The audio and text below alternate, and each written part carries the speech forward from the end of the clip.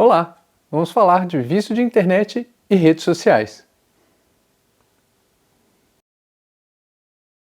Primeiro um aviso que esse vídeo é uma pequena pincelada sobre o assunto e tudo que envolve saúde mental deve ser feito por um profissional, então se cuidem. É muito interessante pensar em vício em algo que é tão comum, necessário e útil. Alguém pode ficar viciado em água ou eletricidade? São coisas que fazem tão parte das nossas vidas que é muito difícil, impossível no caso da água, viver sem. Mas por que existiria um vício na internet?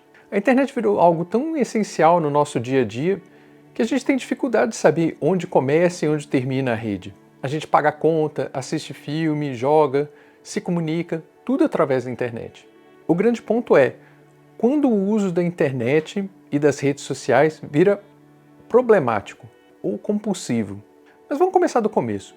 O que é um vício? Na etimologia da palavra, vício é uma falha ou defeito. E a gente até usa assim mesmo.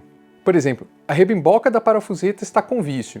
Quer dizer que a rebimboca da parafuseta está com um defeito. Então, usando esse conceito maravilhoso, podemos dizer que o vício em redes sociais nada mais é que um defeito ou falha no uso dessas ferramentas. Aliás, o termo em inglês deixa até mais claro isso, chamando de transtorno de dependência de internet. Normalmente a gente usa a palavra vício para caracterizar também uma dependência.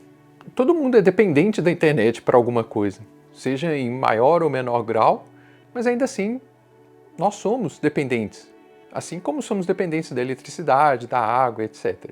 O problema é o transtorno. É quando essa dependência se torna um problema, um transtorno. É quando o uso das redes sociais e da internet se torna um problema para a pessoa. Acho importante deixar claro isso porque eu não quero de jeito nenhum incitar algum tipo de caça às bruxas ou soluções rápidas, tipo proibir a internet e as redes sociais. Mas vamos falar um pouco sobre o que pode causar essa dependência tóxica da internet.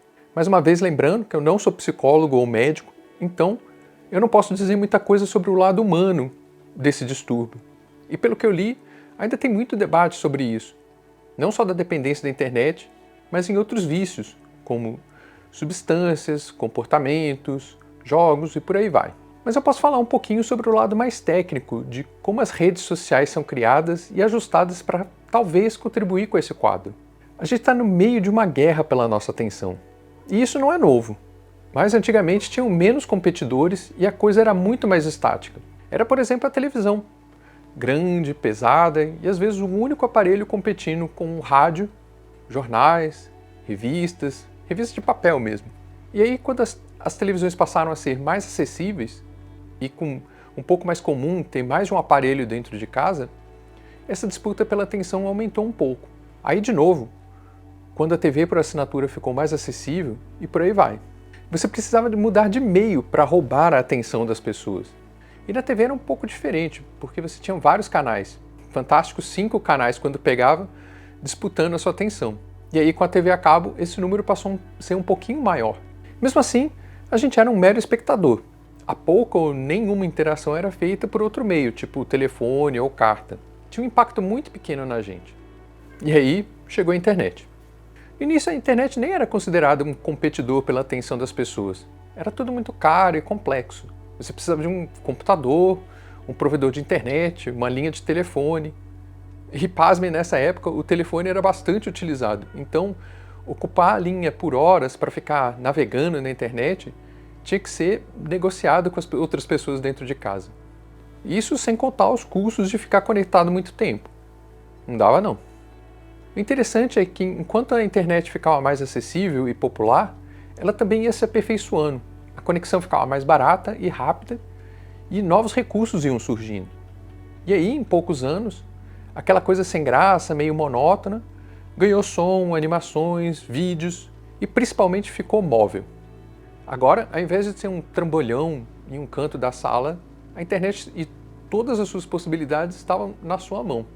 Era a sua internet no seu celular. E esse ponto é importante, porque antes você precisava dividir a TV, o computador com outras pessoas. Agora não mais. Você pode acessar o que você quiser, na hora que você quiser. Agora, a mídia, ao invés de competir com a atenção de várias pessoas, pode se focar em apenas uma. E uma grande diferença da internet é que, ao invés da gente ser meros espectadores, agora nós somos usuários. Você interage com o ambiente. E aí não demorou muito para as empresas começarem a perceber que essa interação podia ser a chave para manter as pessoas no seu aplicativo.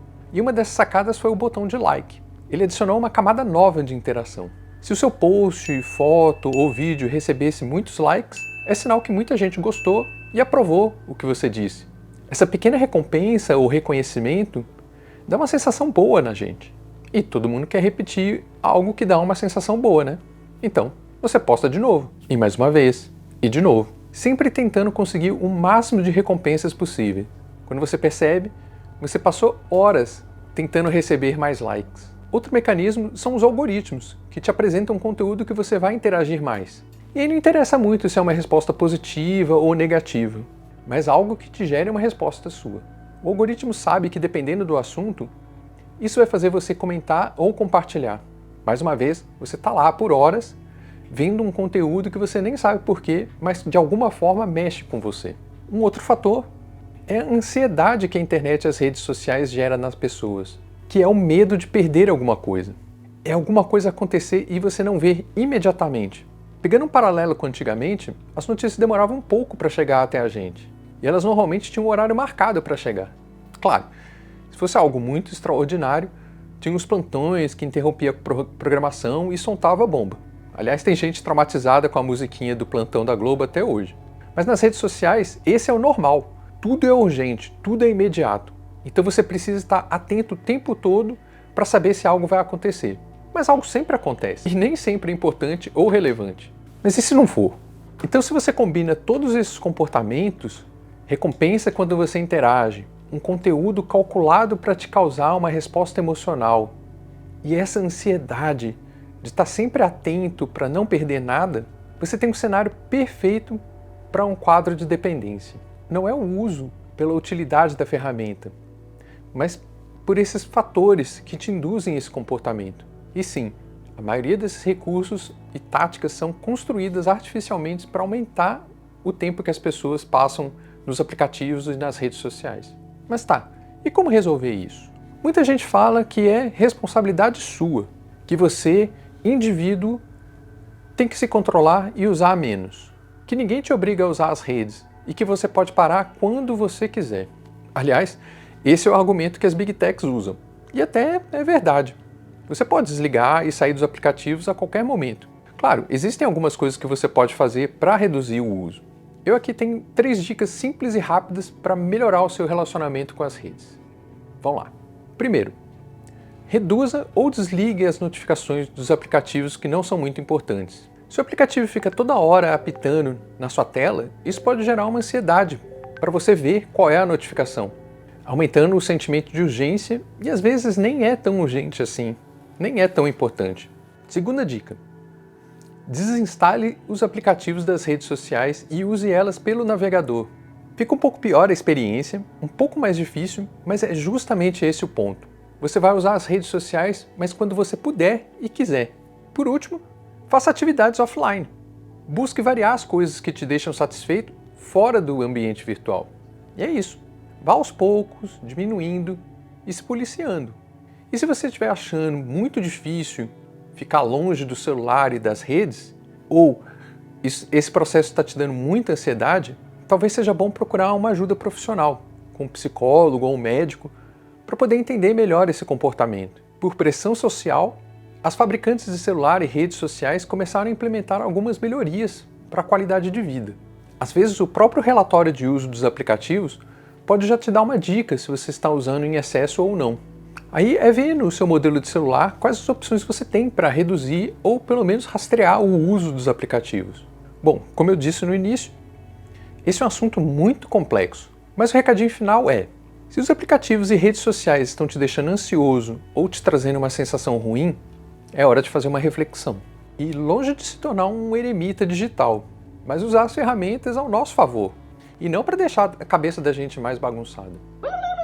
Eu espero que você tenha gostado desse vídeo e achado ele interessante, e aí você pode me dar a minha singela recompensa deixando o like e se inscrevendo no canal. Até a próxima!